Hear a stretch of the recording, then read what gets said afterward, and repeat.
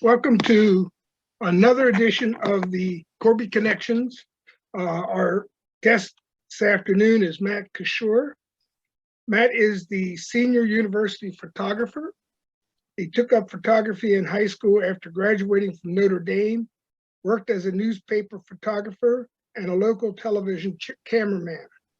He has contributed extensively to Notre Dame magazine and has had his sports photos published in Sports Illustrated, the New York Times, and ESPN, the magazine. A fun fact, he wanted to be an Air Force pilot, which is why he's in the air this afternoon, as a kid, but his vision was not good enough. Ironically, his bad eyes seemed to shoot beautiful pictures, though. So I'll turn it back over to Pat. Well, Matt, thanks. I understand that both we have a personal connection as well as a connection between our club and you. The club connection is you've been to Gettysburg. You photographed a mass set at the Father Corby statue on the battlefield. Correct. 2013, the 150th anniversary. Yeah, I believe Father Jenkins said the mass at that time. I've seen your work. Correct. And of course, our personal connection, I do vaguely recall passing by you in the hallway of Alumni Hall, which, although it's on the South Quad of Notre Dame campus, it is the center of the universe. So it's good to talk to a fellow Alumni Hall brother. So, Matt, the reason I was so excited to have you on this program where we interview people from Notre Dame, bring Notre Dame to South Central Pennsylvania, is that everybody watching this has seen your work. And we all literally see Notre Dame and everything that involves through your lens. During the introduction, Mike touched a little bit on what that means, the scope of and reach of your work.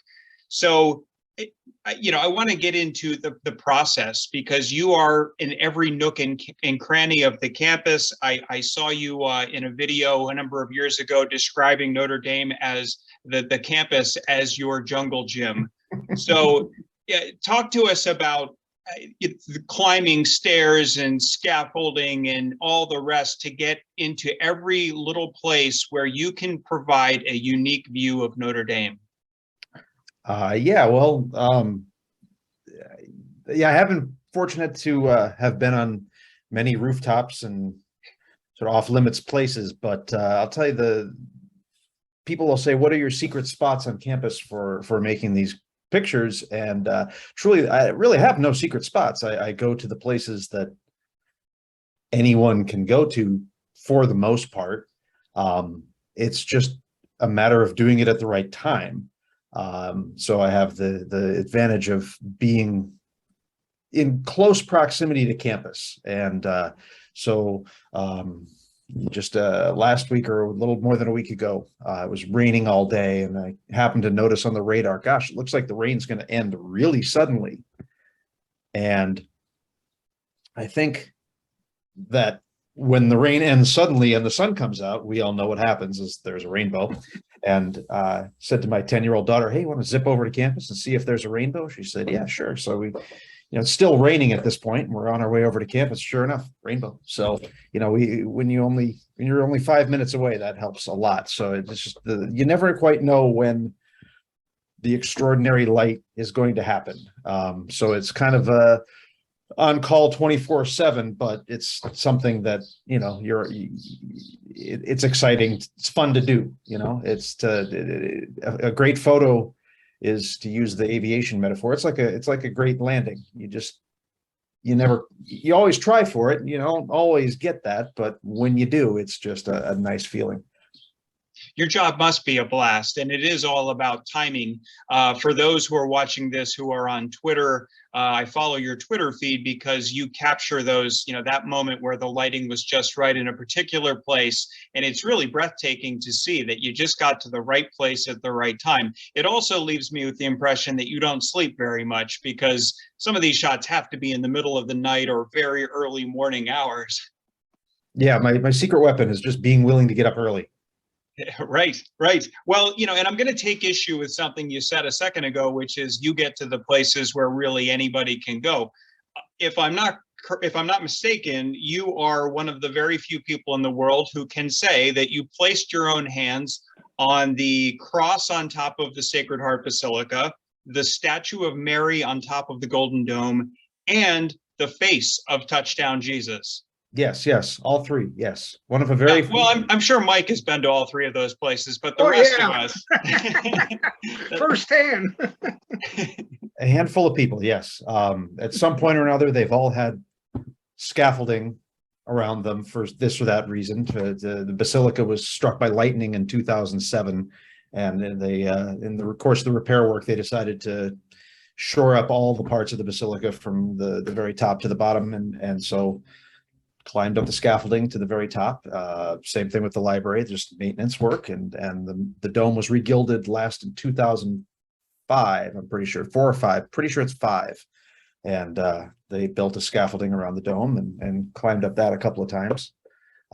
So yeah, I certainly made some pictures while I was up there, but yeah, for the most part, just being at the end of Notre Dame Avenue when the light's doing something extraordinary is, it's lots of people can find that spot, just maybe not at that exact time. Right. Well, and thank you for sharing it with all of us.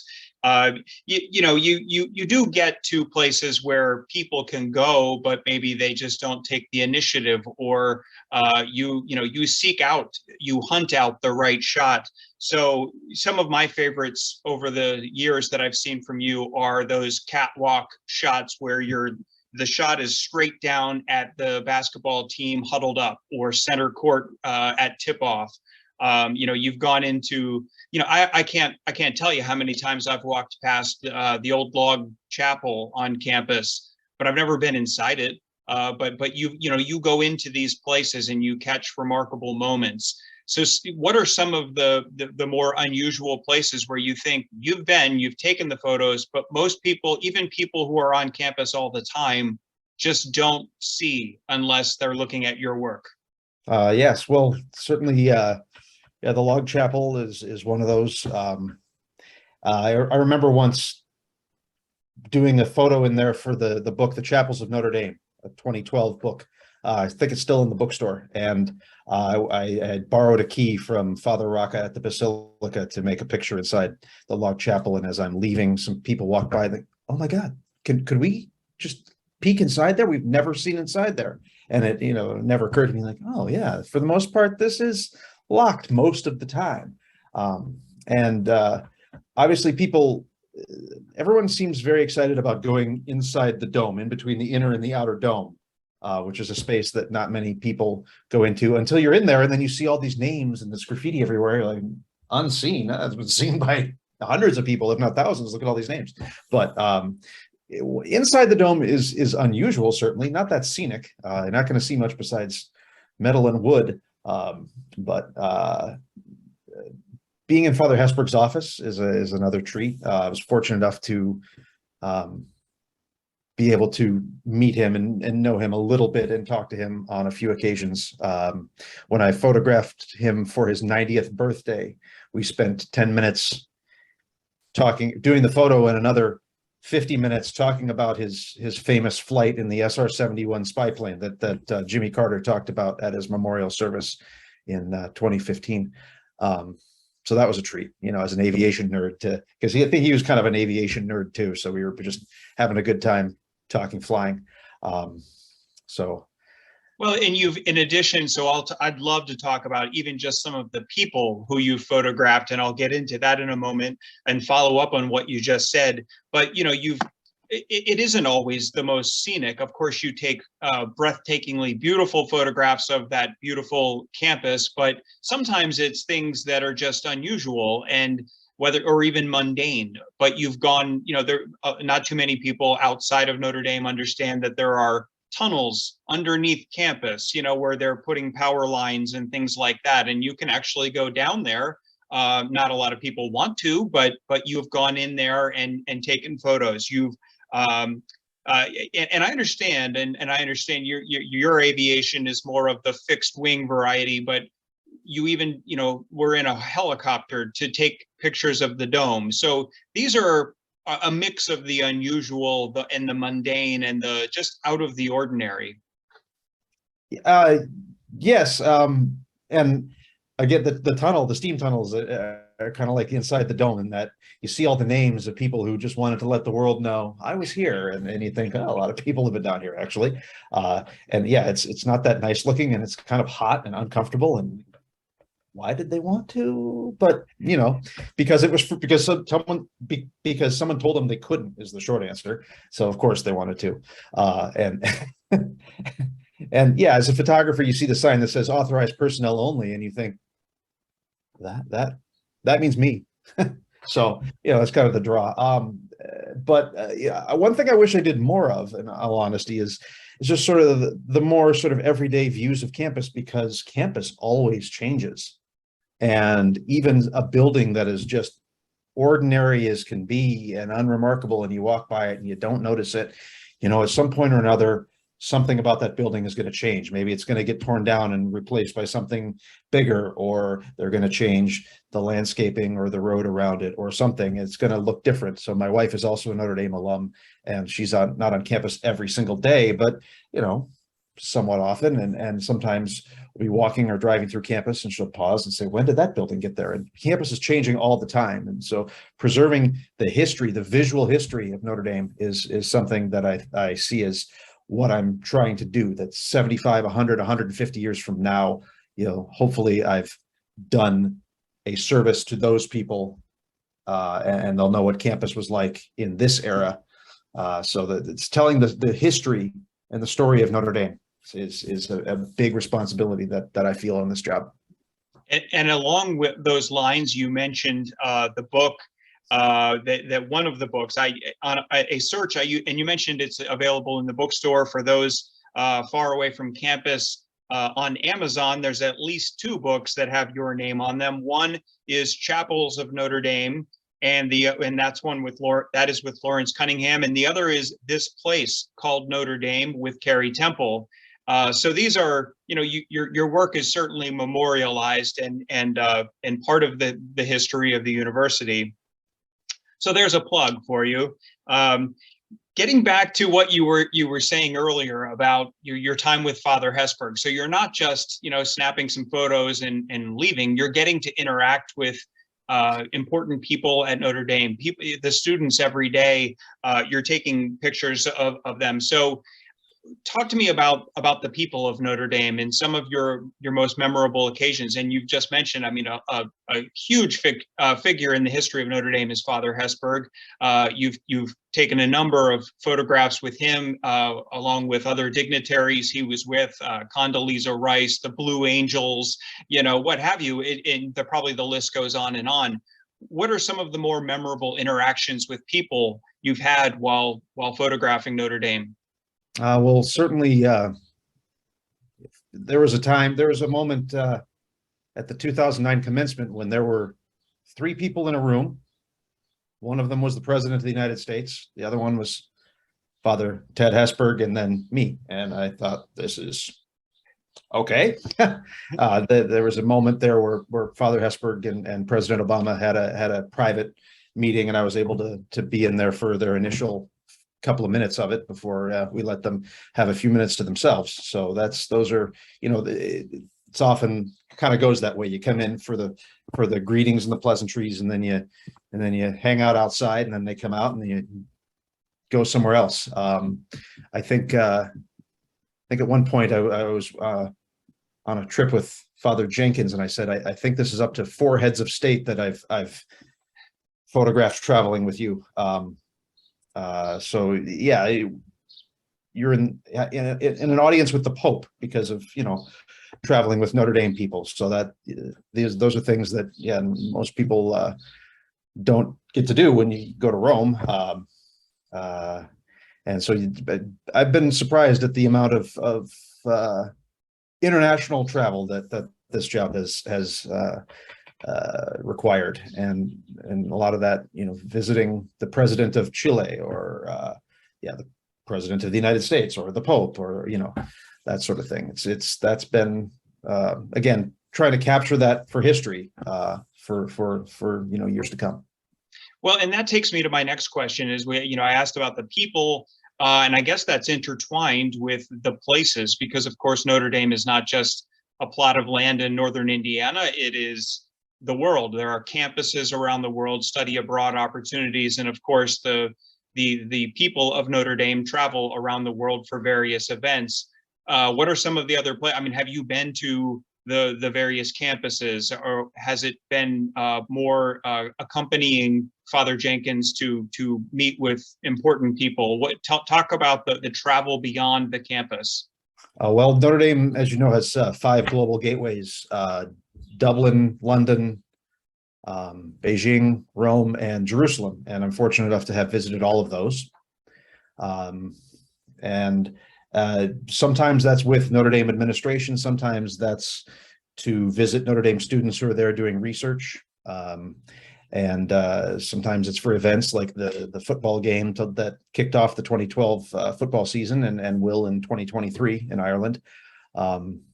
And so it's a good mix. Yeah, you meet students. The students are wonderful. There's always a handful of students I get to know better than others through the years, and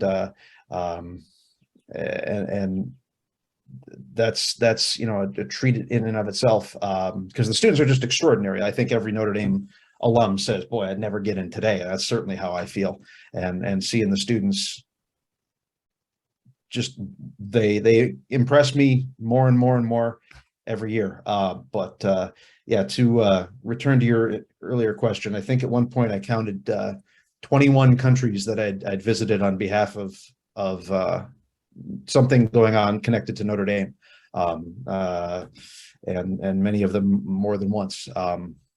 People, I say, "What's your favorite?" And I said, "Well, I guess it's a tie between Havana and Calcutta and Jerusalem." So I can't pick any more specific than that. That's pretty amazing. And of course, if you've been to Gettysburg, I'm guessing that you go out. Oh, right. Yeah, that was my favorite. Yes, Gettysburg. Yes. Of course. Good answer. Of course. How could I forget? Good answer. It's a tie. I get it. Yes. But if you've been to Gettysburg, then you've been to other places around the continental United States, or not continental United States, for NDAA events, I assume. Yes. Yes. Football games and other things. Yes. The Shamrock Series, of course. And then the Alliance for Catholic Education visited a lot of ACE schools in various places around the country. But the Gettysburg event was very memorable. I was very impressed. That was the first time I'd visited the battlefield and seen the Corby statue, and that was a very special visit. And I'm glad that I was able to do that. Well, you're welcome back anytime. Thank you. So in addition to all of this extraordinary experience, of course, somewhat unique about Notre Dame is that we have some athletic teams. And, you know, I'm watching football games on TV and I see you in the end zone or you on the sidelines. You know, of course, you're all over basketball games and other events. What are some of the more memorable experiences there, covering to getting just the right shot of a football game, basketball game, etc.?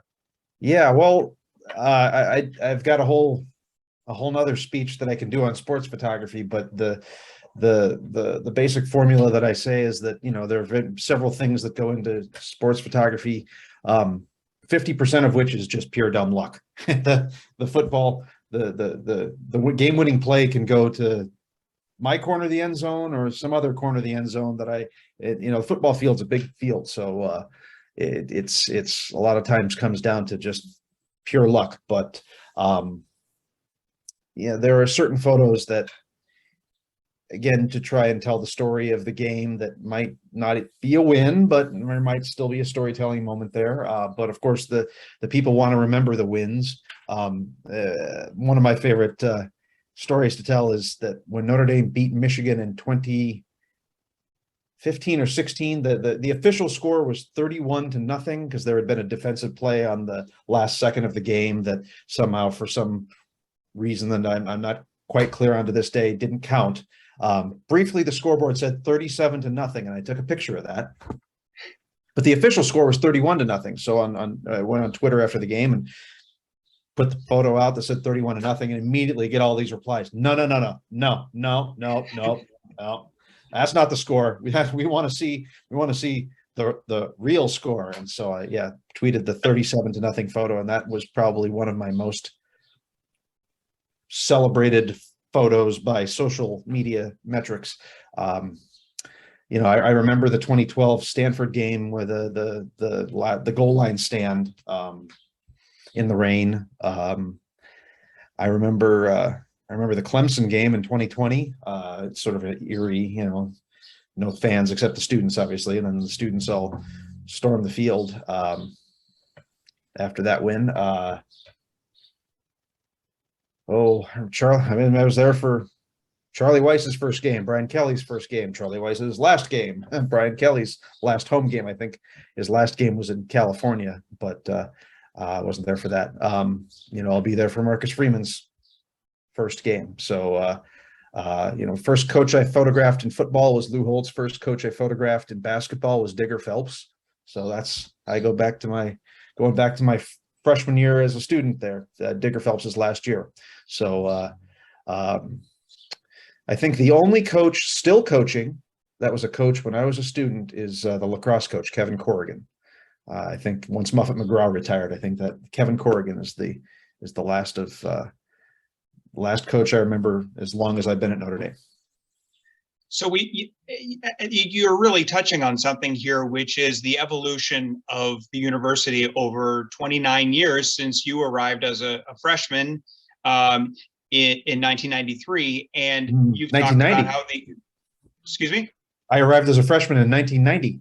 1990, excuse me. So I got my math wrong, but okay. So over all of this time, you've talked about how buildings change. You've talked about, Father Hesburgh now gone, but what a beloved memory that must be, your interactions with him. You've talked about coaching changes and traveling around to the campuses that have emerged around the world.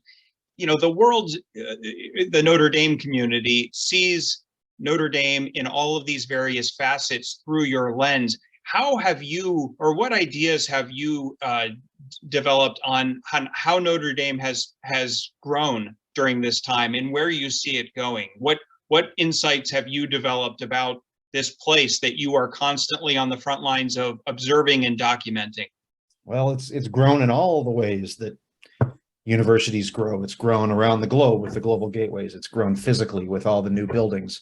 And it's grown. It hasn't grown in student body size, but it's kind of grown in student body quality in terms of these students are just so smart, and the diversity of campus. You walk down the quad and you're going to hear a conversation happening in another language, and you're going to see just a better diversity of students than there were when I was a student, and that's a good thing.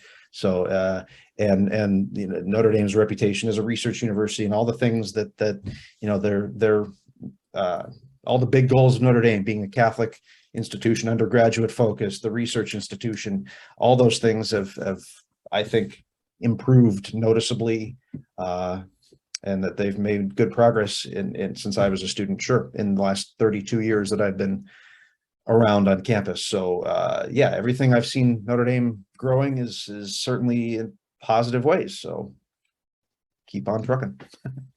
I feel like you've seen so much, and I'm only scratching the surface here, but thank you for your time, Matt. I'm going to turn it back over to Mike Miller for any closing questions or comments.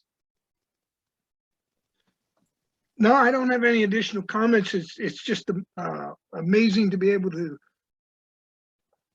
coincide and talk with people like yourself, Matt, who get to, like Pat said at the beginning, who get into parts of the university that many of us will never see, and be able to convey that.